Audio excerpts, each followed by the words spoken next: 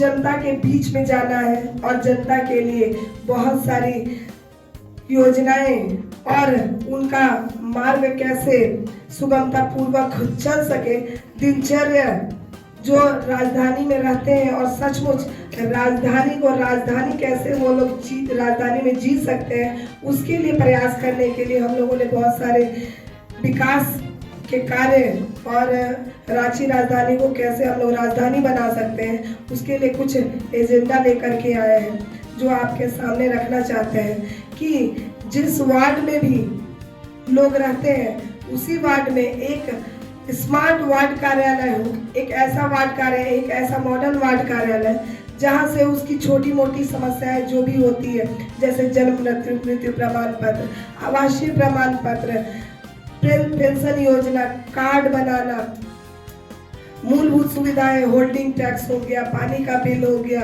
ये सारी चीजें हैं। सफाई की जो समस्या है उसके लिए कंप्लेन कहीं करना है, स्वास्थ्य से संबंधित अगर कोई जानकारी लेनी हो तब भी उसी वार्ड कार्यालय से छोटी छोटी जो जानकारियां हैं या फिर योजनाओं का भी जो पता चले तो स्मार्ट वार्ड कार्यालय से पता चले और उसका कैसे निदान हो, उसके लिए एक स्मार्ट कार्यालय हर वार्ड में खुले।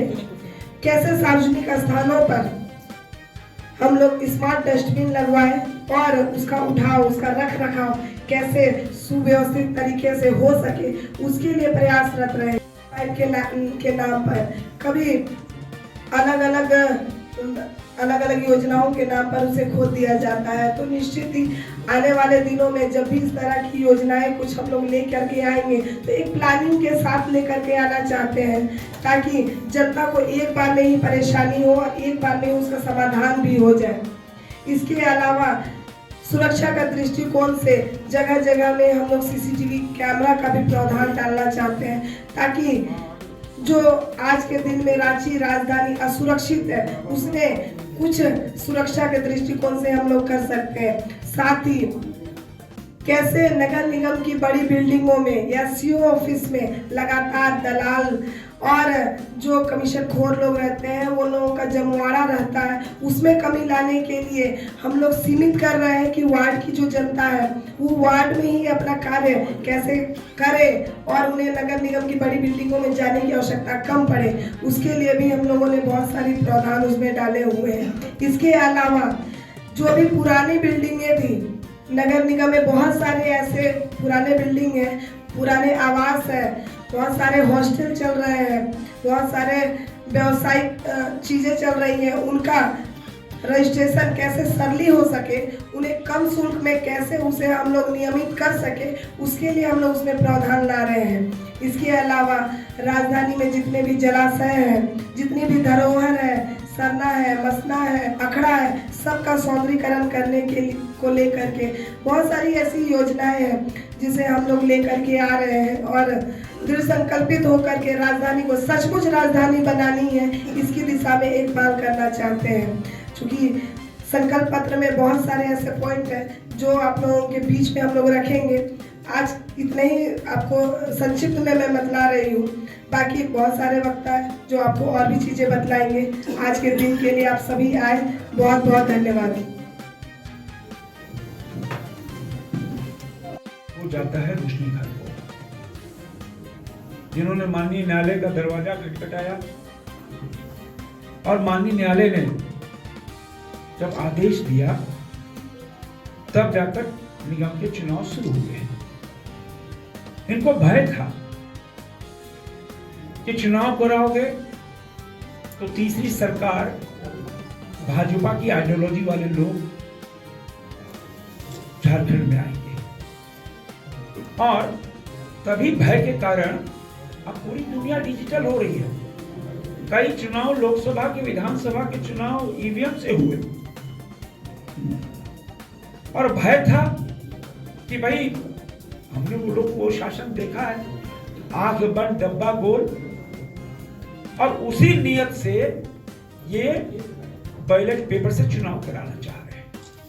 लेकिन हम सब होने नहीं देंगे, कारण बूथ से स्ट्रांग रूम और स्ट्रांग रूम में जब बूथ तक भी से चलकर स्ट्रांग रूम तक गाड़ियां जाएंगी, हम लोग पहरेदारी करेंगे और इसमें सबसे बड़ा बाधक आएगा जो मतपत्र से आप वोट देंगे। एक तो आदत बदल गई, सब जो महिलाएं हैं जो उनको आदत हो गई भाई ईवीएम से वोट देना है, अब उनको बताना पड़ेगा भाई कि आप आपको बैलेट में आपका जो क्या वो जो चुनाव चिन्ह में मोहर लगाइएगा वो लाइन पे नहीं हो, बीच में हो, उधर चला जाएगा तो इनवैलिड हो जाएगा। और उसका परिणाम यह हुआ कि अब मत जो कम पड़ेंगे, एक एक मत डालने में उनका प्रयास रहेगा कि जहां भाजपा समर्थित लोग हैं वहां पर धीमा मतदान करो, लेकिन होने नहीं देंगे। लेकिन फिर भी मत प्रतिशत कम करने का राज्य सरकार प्रयास कर रही है। मेरा बस इतना आग्रह है रांची की जनता से, 2026 से संकल्प है कि 2026 रांची सुदृढ़ रांची, साफ सुथरी रांची और इंदौर की तर्ज पर यह रांची साफ सुंदर हो।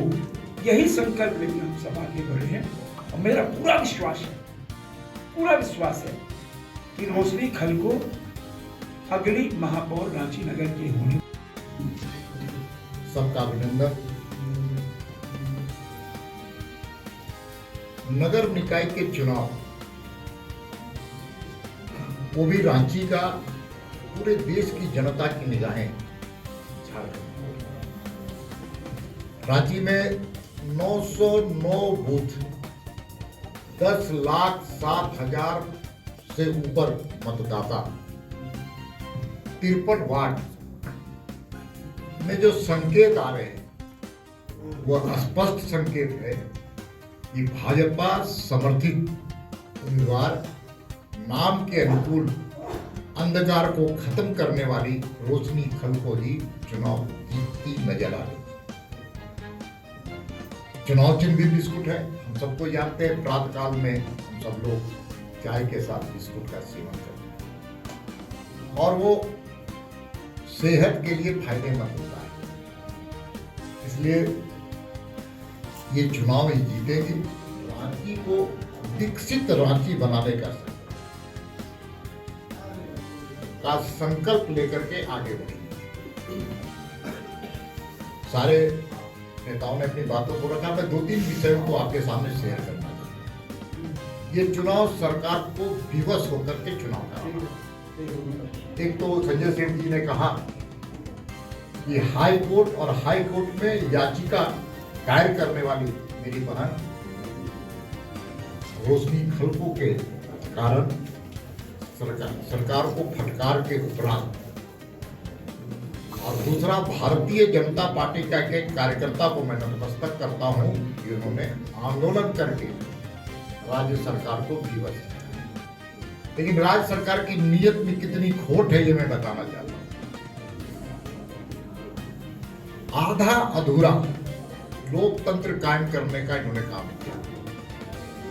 यह बैलेट पेपर से चुनाव कराना चाहती है, ईवीएम को चलिए चुनाव। और बैलेट पर पेपर के चुनाव के अनुभव रांची के अच्छे नहीं है, कड़वे। उस वक्त भी इनके ही शासन काल और जिस लोगों ने साजिश रची थी उस चुनाव में हेर फेर करने का, वो आज भी अच्छे बड़े पदाधिकारी के रूप में। दूसरा मुझे कहना है कि दलीय आधार पर चुनाव कराने की हिम्मत नहीं जुटा पाई, डरी सहमी भागी हुई सरकार हेमंत सोरेन की सरकार में लगाई, इसलिए दलीय आधार पर चुनाव हुआ। लेकिन उससे भी ज्यादा जो वोटर जो लिस्ट है, वोटर का जो मतदाता सूची है, एक एक घर के अंदर बाप को दूसरे वार्ड में, बेटे को दूसरे वार्ड में, एक ही परिवार में, एक ही घर में, अलग अलग वार्डों में सब प्रत्याशी समर्थित शब्द इसलिए नहीं लगा रहा कि भारतीय जनता पार्टी की प्रत्याशी है। ये अलग विषय है कि चुनाव चिन्ह क्योंकि दलीय आधार पर नहीं हो रहा है, इसलिए मैं कह रहा हूं लेकिन भारतीय जनता पार्टी के से ही उम्मीदवार है, उनका चुनाव चिन्ह बिस्कुट छाप। अभी सारी बातों को उन्होंने रखा, 2-3 बातें सिर्फ मैं करूँगा। श्रीमती रोशनी खलको जी 2 बार उस वार्ड से 19 नंबर वार्ड, जिस वार्ड में मेरा निवास है, वहाँ से पार्षद रही हैं। 1 बार चुनाव जीत कर आई थी और 1 बार निर्विरोध चुनाव जीती। अभी संकल्प पत्र जो जिसका विमोचन होगा और आप लोगों के बीच आएगा, उसमें सारी बातें रखी हुई। मैं उसको दोहराना नहीं चाहता अभी, क्योंकि अभी पैक है, विमोचन के बाद ही इसको वितरित किया जाए। लेकिन मैं सिर्फ इतना कहना चाहता हूँ, जो मैंने किया था नगर विकास मंत्री होने के नाते, मैंने किया था, और उस समय के जो निवर्तमान पार्षद है, एक तो निवर्तमान पार्षद नहीं बैठे हुए हैं, और भी बहुत से पार्षद जो निवर्तमान हुए, उनसे पूछिएगा, क्योंकि आप लोग पत्रकार भाई लोग हैं, आप लोग तो कभी भी किसी को पकड़ के पूछ सकते हैं कि मैंने बजट को, नगर विकास विभाग का जो बजट 700 करोड़ का था, मैंने अपने समय में उसको सीधे 3 गुना 21